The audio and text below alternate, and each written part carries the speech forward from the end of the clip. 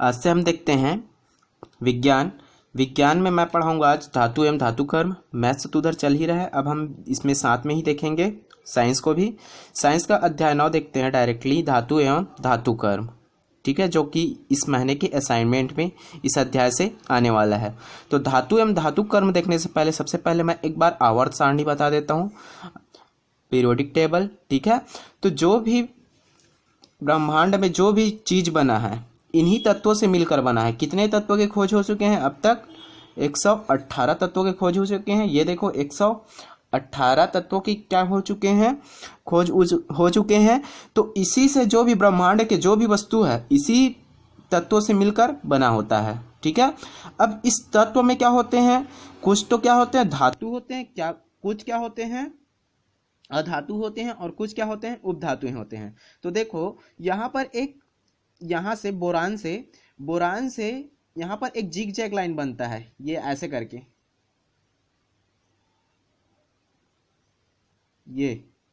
ठीक है, तो ये क्या बन रहा है, एक जिग जैग लाइन बन रहा है। Boron, silicon, germanium, arsenic, antimony, ऐसे करके एक क्या बन रहा है, ये जिग जैग लाइन बन रहा है। तो इस जिग जैग लाइन के बाएं वाला क्या होता है, धातु होता है, और ये राइट साइड वाला क्या होता है, इसके इस जिग जैग लाइन के राइट साइड वाला क्या होता है, अधातु होते हैं। और ये जो व्हाइट कलर में दिख रहा है, ये व्हाइट कलर में दिख रहा है ना, ये क्या होते हैं, उपधातु होते हैं। देखो ये क्या होता है, धातु। जो ब्लैक कलर में दिखा, इस जिग जैग लाइन के बाएं वाला क्या होता है, धातु होता है। इस जिग जैग लाइन के बाएं वाला क्या होते हैं, अधातु होते हैं। ये क्या है हमारा, ये नोबेल गैस है। ठीक है, और जो ये लाइन दिखाया है वो क्या है, अभी तक उस पर अध्ययन जारी है, उसमें अभी काम चल रहा है। ठीक है, तो ये क्या होते हैं, धातुएं, उपधातुएं। ये धातु हो गया, ये क्या होते हैं, उपधातु। उपधातु मतलब जिसमें धातु और अधातु दोनों के गुण पाए जाते हैं, क्या कहलाते हैं, उपधातु कहलाते हैं। अधातु, और ये क्या है हमारा, अधातु है। तो हम पढ़ेंगे आज धातु। ठीक है, तो धातु में सबसे पहले देखेंगे हम धातु के भौतिक गुण। तो धातु के भौतिक गुण में आते हैं हम लोग। तो धातु के भौतिक गुण क्या होता है, सबसे पहले क्या होते हैं, मान लिया जाए मैं धातु में देखो यहाँ पर जो होता है सब ये पोटेशियम, कैल्शियम, इधर देखो iron, cobalt, nickel, copper, zinc, सब इसी में आ रहा है। ये सिल्वर भी आ गया। ठीक है, तो ये क्या होते हैं, अधिकतर क्या होते हैं, अधिकतर जो धातु होते हैं वो क्या होते हैं, चमकदार होते हैं। जैसे बात कर लो गोल्ड की बात, सिल्वर की बात कर लो। ठीक है, सिल्वर की बात कर लो, सिल्वर मतलब चांदी, Ag की बात कर लो, तो ये क्या होते हैं, चमकदार होते हैं। और देख चमकदार, जैसे लोहा कोई देखो वो भी क्या है, धातु है, तो उसमें क्या जम जाया रहता है, उसमें क्या हो जा रहा था, जंग लग जाया रहता है, जिसके कारण वो चमकदार नहीं दिखता है। आपके आसपास कहीं पर घर बन रहा होगा, वहां पर जाना, तो उन लोग क्या करते हैं, राड को काटते हैं, उस समय देखना जहां पर कटर रहता है वहां पर क्या दिखता है, चमकदार दिखता है, तो वो भी क्या होते हैं, चमकदार होते हैं। दूसरा है धातु क्या होते हैं, आघातवर्धनी होते हैं, अर्थात इन्हें पीट कर पतली चादर या पन्नी बनाई जा सकती है। आघातवर्धनी कहने का मतलब है कि इस जो भी धातु है, जैसे मैं क्या करूं, गोल्ड की बात करूं तो क्या कर सकते हो, उसको पीट कर क्या कर सकते हो, गोल्ड को पीट कर पतली चादर या पन्नी बना सकते हो। ठीक है, सबसे आघातवर्धनी क्या है, और सबसे ज्यादा आघातवर्धनी जिसको हम पीट कर क्या कर सकते हैं, चादर बना सकते हैं, सोना है। ठीक है, जैसे कि आप देखे होंगे मिठाई पे जो चमकीला सा लेयर रहता है वो किसका रहता है, सिल्वर का रहता है, मतलब चांदी का रहता है, Ag करके। मिठाई पे जो पतला सा लेयर रहता है ना, उसको इसी वजह से लगाते हैं। ठीक है, मतलब धातुएं क्या होते हैं, आघातवर्धनी होते हैं, अर्थात इन्हें पीट कर पतली चादर या पन्नी बनाई जा सकती हैं। आप सिर्फ आघातवर्धनीय लिख दोगे तो वो समझ जाएगा कि क्या होगा, उसे पीट कर पतली चादर या पन्नी बनाए जा सकते हैं। ठीक है, अब आते हैं धातुएं क्या होते हैं, सामान्यतः तन्य होती हैं, अर्थात इन्हें खींचकर पतले तारों के रूप में परिवर्तित किया जा सकता है। धातु क्या होते हैं, तन्य होती हैं। और सबसे ज्यादा तन्य धातु कौन सा है, सोना है। आपको सुनकर आश्चर्य होगा कि 1 ग्राम सोने का 2 किलोमीटर लंबा तार बनाया जा सकता है। ठीक है, 1 ग्राम, मात्र 1 ग्राम सोने का छोटा सा होगा 1 ग्राम सोना, ठीक है। 1 ग्राम सोने का कितना 2 किलोमीटर लंबा तार बनाया जा सकता है। धातुएं सामान्यतः क्या होती हैं, तन्य होती हैं, अर्थात ये तन्य होती हैं, अर्थात इन्हें खींचकर पतले तारों के रूप में परिवर्तित किया जा सकता है। और सबसे ज्यादा तन्य धातु की बात करूं तो कौन सा है, सोना। 1 ग्राम सोने का कितना तार बनाया जा सकता है, 2 किलोमीटर लंबा तार बनाया जा सकता है। चौथा पॉइंट आते हैं, धातु क्या होता है, उष्मा और विद्युत के क्या होते हैं, सुचालक होता है। सुचालक कहने का मतलब उष्मा का बताता हूं सबसे पहले। जैसे कि मैं कुछ चिमटा ही लिया, ठीक है, और उसको क्या कर दिया, थोड़ा हीट कर रहा हूं, तो क्या होता है, एक समय मैं तो हीट इधर कर रहा हूं ना, इस साइड को हीट कर रहा हूं, लेकिन वो क्या होता है, इधर हमें गर्म लगना चालू हो जाता है, जिधर हम पकड़े उधर गर्म लगना चालू हो जाता है। उसी को क्या बोलते हैं, उष्मा का चालक। हम गर्म इधर कर रहे हैं लेकिन उष्मा का प्रवाह इधर भी आ जा रहा है, उसी को क्या कहते हैं, उष्मा का चालक। विद्युत का चालक, विद्युत का सुचालक होता है, मतलब विद्युत में इसमें क्या हो जाएगा, जो भी धातु रहेंगे उसमें क्या हो जाता है, विद्युत क्या हो जाएगा, प्रवाहित हो जाएगा। तो धातुएं क्या होती हैं, उष्मा और विद्युत की सुचालक होती हैं। सबसे अच्छा उष्मा का और विद्युत का सुचालक क्या होता है, तो ये होता है सिल्वर होता है, सिल्वर Ag, ठीक है। 2 ठो में सोना सोना है ना, गोल्ड, गोल्ड को रिप्रेजेंट करते हैं हम लोग, गोल्ड को रिप्रेजेंट करते हैं Au से, ठीक है। Au मतलब गोल्ड से रिप्रेजेंट करते हैं, Ag मतलब सिल्वर, ठीक है। तो सबसे ज्यादा जो आघातवर्धनीय है वो क्या होता है, गोल्ड होता है, गोल्ड। ये Au लिख लो, फिर उसके बाद क्या हो जाएगा, सिल्वर आ जाएगा। जैसे उसमें लगा रहता है मिठाई वगैरह में चमकीला पदार्थों क्या रहता है, सिल्वर का रहता है। धातुएं सामान्यतः तन्य होती, ये हो गया। धातुएं उष्मा और विद्युत की सुचालक होती हैं, उष्मा और विद्युत के क्या होते हैं, सुचालक होती हैं। धातुओं को पीटने पर आवाज उत्पन्न होती है। अब धातुओं को पीटने, ये इसमें थोड़ा और बताना था, उष्मा और विद्युत के क्या होते हैं, सुचालक होते हैं। सबसे अच्छा उष्मा और विद्युत का सुचालक क्या होता है, सिल्वर होता है। सबसे अच्छा यदि मैं तार की बात करूं तो ये आप चांदी का तार बनाओगे, उस क्या रहता है, सबसे अच्छा रहता है। लेकिन हम इसको यूज नहीं करते हैं।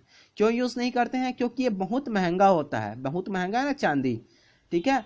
उसके बाद कौन सा आता है, उसके बाद हमारा आता है कॉपर का आता है। कॉपर भी विद्युत का, सिल्वर के बाद किसका आता है, कॉपर का आता है। कॉपर भी एक विद्युत का अच्छा चालक है, उष्मा का भी अच्छा चालक है। इसके बाद आता है एल्युमिनियम का भी, ठीक है। तो जनरली हम लोग यूज करते हैं, घरों में जो यूज करते हैं तार, उसको किसका बनाते हैं, कॉपर का बनाते हैं, कॉपर का बनाते हैं या एल्युमिनियम का बनाते हैं। क्यों, क्योंकि ये चांदी जो है, चांदी का बना सकते हैं, चांदी जो है बेस्ट कंडक्टर है, ठीक है। मतलब विद्युत का बहुत अच्छा से सुचालक है, विद्युत का बहुत अच्छा चालक है सिल्वर जो है, मतलब चांदी जो है, ठीक है। और उसके बाद आता है कॉपर, उसके बाद आता है एल्युमिनियम। तो जो घर में यूज करते हैं जो भी तार वगैरह, उसको क्या किसका करते हैं, कॉपर का करते हैं या एल्युमिनियम का। और जो ट्रांसमिशन लाइन है, जो बाहर में लाइन रहता है, उसको किसका यूज करते हैं, एल्युमिनियम का। क्योंकि कॉपर भी क्या पड़ता है, थोड़ा कॉस्टली पड़ता है, थोड़ा महंगा पड़ता है, ठीक है। इसलिए जो बाहर में जो लाइन बिछा रहता है उसका भी एल्युमिनियम का यूज करते हैं। नेक्स्ट पॉइंट आते हैं, धातुओं को पीटने पर आवाज उत्पन्न होती है। धातुओं को पीटने पर क्या होती है, आवाज उत्पन्न होती है। जैसे कि आप देखोगे बेल लगा होगा आप लोग के स्कूल में, तो बेल को जब मारते हैं तो वो क्या है, लोहा का रहता है। तो उसको हम मारते हैं तो क्या करता है, वो साउंड आता है, वहां से ध्वनि आता है, ध्वनि आवाज उत्पन्न होता है। वही है, धातु को पीटने पर क्या होता है, आवाज उत्पन्न होता है। धातुओं के गलनांक व कथनांक क्या होते हैं, उच्च होते हैं। मतलब वो क्या करता है, बहुत लेट में क्या करता है, उसका गलता है। मतलब ठोस अवस्था से द्रव अवस्था में क्या होता है, बहुत टाइम में आता है। और इसमें भी लिख सकते हो क्या होते हैं, अधिकतर धातुएं क्या होते हैं, ठोस होते हैं। लेकिन कुछ ऐसे धातु हैं, जैसे कि मैं बात करूं, सोडियम हो गया। सोडियम क्या होता है, ये क्या होता है, मुलायम होता है। सोडियम हो गया, पोटेशियम हो गया, सोडियम पोटेशियम ये क्या होते हैं, मुलायम होते हैं। जिसे क्या कर सकते हो आप लोग, चाकू से भी काट सकते हो, ठीक है। इसलिए मैं इसको लिखा नहीं, अधिकतर क्या होते हैं, ठोस होते हैं। अब सिर्फ धातुओं में यही गुण पाए जाते हैं क्या, कुछ ऐसे भी हैं जिसमें अधातुओं में भी गुण पाए जाते हैं, ठीक है। अधातुओं में भी क्या जाते हैं, कुछ गुण ऐसे होते हैं जो क्या होता है, अधातुओं में भी पाए जाते हैं। तो अधातुओं की बात करूं तो अधातुओं में जैसे कार्बन का एक अपरूप है हीरा। हीरा क्या होता है,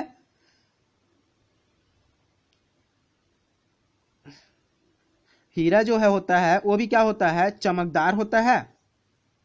हीरा क्या है, एक कार्बन का अपरूप है, ठीक है, कार्बन का क्या है, हीरा जो है अपरूप है कार्बन का अपरूप हीरा है, ये भी क्या होता है, चमकदार होता है।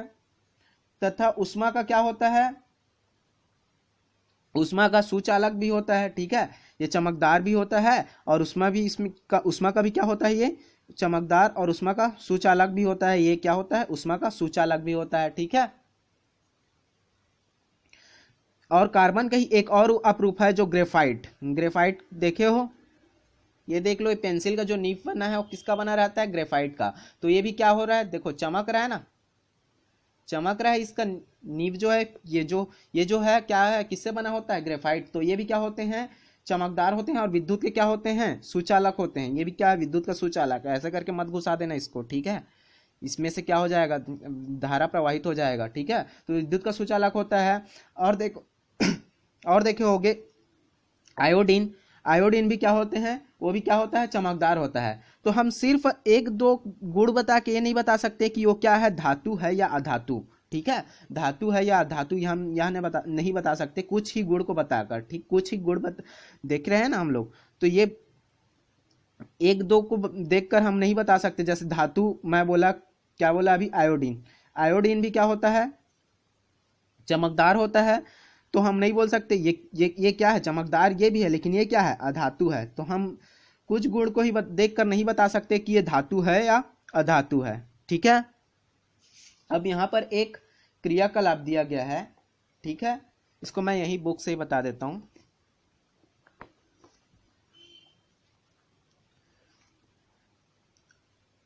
अपने आसपास उपलब्ध कुछ धातुओं जैसे लोहा, एल्युमिनियम, तांबा, जिंक के नमूने एकत्रित कीजिए। अब इन अधातुओं का ध्यान से अवलोकन कर बताइए कि क्या सभी धातुएं चमकदार हैं। तो क्या होता है, अधिकतर धातुएं क्या होते हैं, चमकदार होते हैं। क्या सभी धातुओं को हथौड़ी से पीटकर चादर या पन्नी बनाई जा सकती हैं, चादर या पन्नी बनाई जा सकती हैं। तो देखो ये सब तो बनाए जा सकते हैं, लेकिन कुछ कुछ ऐसे भी तत्व होते हैं, जैसे कि मैं बात करूं एजी, एजी मतलब होता है पारा, पारा बोलते हैं इसी को, क्या बोलते हैं, मरकरी बोलते हैं। तो ये क्या होता है, जैसे डॉक्टर, पहले क्या होता था, डॉक्टर के पास जाते थे तो एक उसके पास थर्मामीटर होता था जिसमें एक लिक्विड भरा रहता था, मुंह में डालते थे तो वो लिक्विड क्या होता था, ऐसे करके ऊपर चढ़ता था, जिससे डॉक्टर देख के बताता था हाँ इसको इतना डिग्री का बुखार है, ठीक है। तो उसमें जो लिक्विड भरा रहता है वो क्या रहता है, वो रहता है धातु रहता है। कौन सा धातु रहता है, तो वो रहता है पारा, ठीक है।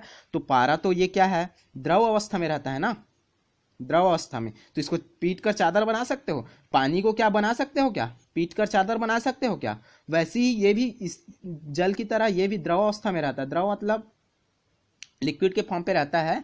तो इसको भी हम नहीं बना सकते। तो क्या सभी धातुओं को नहीं बना सकते, कुछ धातु हैं ये सब तो बन जाएगा, लेकिन जैसे मैं इसका बात करूं मरकरी या पारा का, तो ये क्या होता है, द्रव अवस्था में रहता है, इसको हम पीट कर नहीं बना सकते, ठीक है। धातुओं का चयन करते समय ध्यान रखें, आपको धातुओं का चयन करना है, मिश्र धातुओं का नहीं, ठीक है। धातुओं का चयन करना है, जैसे मिश्र धातु, अधिकतर हम लोग क्या करते हैं, मिश्र धातु यूज करते हैं, जैसे कांसा हो गया, पीतल हो गया, ये सब क्या है, मिश्र धातु हैं, जिसको मिलाकर बनाया जाता है। 2-3 धातु मिलाएंगे और क्या बना देते हैं, उसका मिक्स बना देते हैं। हमने देखा कि धातुओं के इन दो गुणों की समानता होते हुए भिन्नता है। आइए धातुओं के अन्य गुणों के अध्ययन के लिए कुछ प्रश्नों का विचार करें। अलग अलग विद्युत उपकरणों के तार किन किन धातुओं के बनते हैं। तो मैंने अभी बताया कि किन किन धातुओं के बनते हैं। तो अधिकतर यूज जो करते हैं हम लोग करते हैं, एल्युमिनियम करते हैं और कॉपर करते हैं, ठीक है। अलग अलग विद्युत उपकरणों में तार किन किन धातुओं से के बनते हैं, तो कॉपर और एल्युमिनियम के बनते हैं, और भी बहुत सारे के बनते हैं, ठीक है। मिक्स जो रहता है। घरों में वायरिंग के लिए किस धातु का उपयोग किया जाता है, तो घरों में वायरिंग के लिए यूज होता है कॉपर का यूज करते हैं। अब ज्यादा पैसा वाले रहते हो कॉपर का कर लेते हैं, और ये थोड़ा इससे सस्ता आता है, कॉपर से सस्ता आता है एल्युमिनियम। एल्युमिनियम क्यों सस्ता आता है, जब मैं पूरी ये पृथ्वी की बात करूं, पृथ्वी में अब मैं बात करूं क्रस्ट, भूपर पट्टी की बात करूं, तो यहाँ सबसे ज्यादा क्या पाया जाता है, भूपर पट्टी में पाया जाता है सबसे ज्यादा मात्रा में ऑक्सीजन पाया जाता है, फिर सिलिकॉन पाया जाता है, फिर एल्युमिनियम पाया जाता है, फिर आयरन पाया जाता है, ठीक है, Fe आयरन, ठीक है। तो इसलिए क्या करते हैं, इस एल्युमिनियम को ज़्यादा यूज़ करते हैं। एल्युमिनियम की उपलब्धता क्या है, ज़्यादा है इस भूपर पट्टी पर, जिसके कारण इसका मूल्य क्या है, सस्ता है, इसलिए इसी का यूज़ करते हैं एल्युमिनियम का। तो ये हो गया, क्या हो गया, घरों में वायरिंग के लिए किस धातु का उपयोग किया जाता है, तो यहाँ पर लिख सकते हो, या हम क्या कॉपर का करते हैं या क्या करते हैं, एल्युमिनियम का करते हैं। हाई टेंशन तार किस धातु के बने होते हैं, जो खंभे पर बने रहते हैं वो किसके बने होते हैं, वो बने रहते हैं हमारे एल्युमिनियम धातु के बने होते हैं। भोजन पकाने के बर्तन बनाने के लिए कौन कौन सी धातुओं का उपयोग किया जाता है और क्यों, तो भोजन पकाने के बर्तन के लिए क्यों किस धातु का उपयोग किया जाता है, एल्युमिनियम का उपयोग किया जाता है। क्यों, क्योंकि ये क्या हो जाता है, ऊष्मा का एक अच्छा चालक होता है।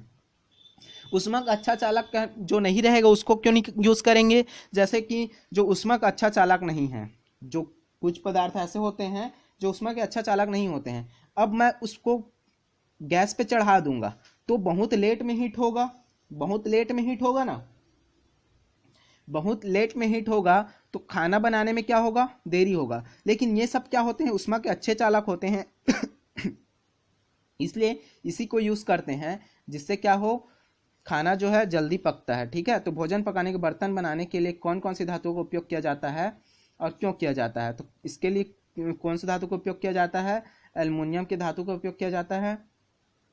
ठीक है, क्योंकि इसके ऊष्मा का चालकता क्या होते हैं, अच्छा होता है। ठीक है, आज के लिए इतना ही देखते हैं क्योंकि थोड़ा खराश आ रहा है। ठीक है, नेक्स्ट वीडियो में देखेंगे इसके रासायनिक गुणधर्म। ऐसे ही पढ़ाऊँ या बुक से पढ़ाऊँ, आप लोग कमेंट में बताना एक बार। ठीक है, पढ़ाना कैसा लगा उसको भी देख के बताना। ठीक है, आज के लिए इतना ही। वीडियो अच्छा लगा तो लाइक कीजिए, शेयर कीजिए, सब्सक्राइब कीजिए। Thank you.